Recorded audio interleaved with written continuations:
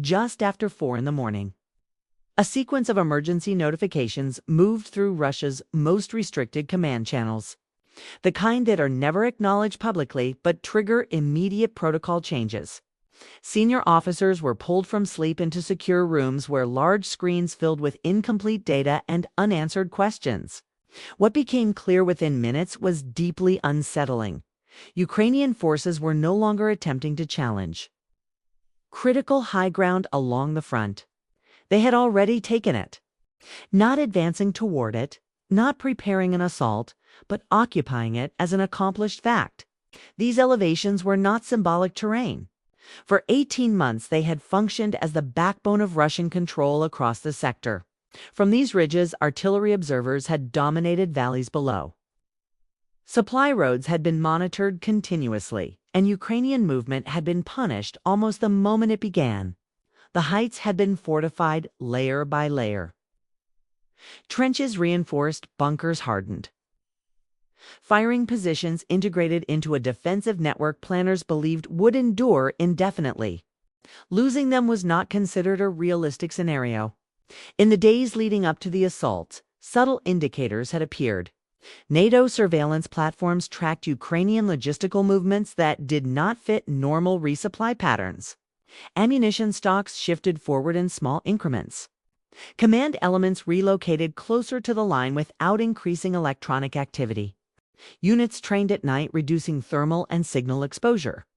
Analysts flagged the changes as meaningful, but the objective remained unclear. Every wargame run against the sector concluded the same way. A direct assault on the heights would fail at unacceptable cost. The terrain favored defenders too strongly. The fortifications were too mature. Ukrainian planners reached the same conclusion and designed an operation that avoided the obvious entirely. Rather than striking the heights head-on, Ukrainian commanders focused on the systems that kept those positions viable. Small reconnaissance and special operations teams spent weeks studying the terrain on foot, not from maps or satellite images. They identified ravines too steep for vehicles but passable for infantry, slopes thick with vegetation that blocked line of sight, and pockets of dead ground invisible from Russian observation posts. These were routes that appeared impassable in theory but proved usable when tested meter by meter, moving only at night and carrying supplies for extended operations. These teams infiltrated deep into areas Russian forces considered secure. They established concealed positions and marked targets that would matter only once the main operation began. When the assault finally started, it unfolded in a way Russian defenders struggled to interpret. Ukrainian forces attacked along multiple axes almost simultaneously, each designed to provoke a specific reaction.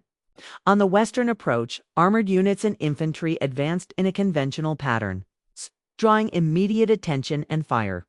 Russian commanders recognized this as the main effort and began shifting artillery and reserves to contain it. To the east, Ukrainian units conducted what appeared to be a limited probing action, reinforcing the impression of a secondary threat. Resources allocated there remained minimal. The decisive movement came from the south, through terrain Russian doctrine had deemed unsuitable for offensive operations. When Ukrainian units emerged from those routes, Russian commanders faced a problem they could not solve quickly enough. All threats were real, but their defenses could not respond to all of them at once.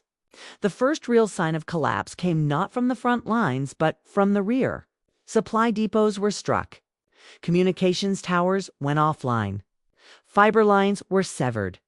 Roads used for ammunition and reinforcement became unsafe within minutes. Russian units holding the heights began losing contact with command posts. Requests for artillery support failed to reach anyone capable of responding. Orders were issued but not confirmed. Some units acted on outdated instructions while others received none at all. The coherent defensive picture commanders relied on to make decisions dissolved into fragments. Uncertainty spread faster than any physical advance, and in war, uncertainty kills. As Ukrainian forces reached the outer ridgelines before dawn, Russian defenders found themselves fighting under conditions they had not prepared for. Ammunition they expected did not arrive. Reinforcements they had been promised were delayed or redirected. Supporting fires that should have broken assault formations landed elsewhere or not at all. Some positions resisted fiercely, but they did so in isolation. The integrated defense that had made the heights so formidable no longer existed. Ukrainian units exploited this by avoiding unnecessary engagements, bypassing and focusing instead on seizing observation posts, command bunkers, and canodes that gave the terrain its strategic value. Once those were taken, control of the heights shifted decisively. The impact of that shift rippled outward immediately. From the elevated positions now under Ukrainian control, vast areas of Russian rear terrain became visible. Supply routes, assembly areas, and artillery positions that had operated with relative safety were suddenly exposed. Movement that had once been routine now carried constant risk. Russian forces in adjacent sectors found their positions compromised not by direct assault, but by observation and interdiction from above. The tactical balance across the entire area changed in a matter of hours. Inside Moscow, the response was unusually urgent. Emergency meetings were convened before routine briefings could be completed. Commanders responsible for the sector faced questions that had no simple answers.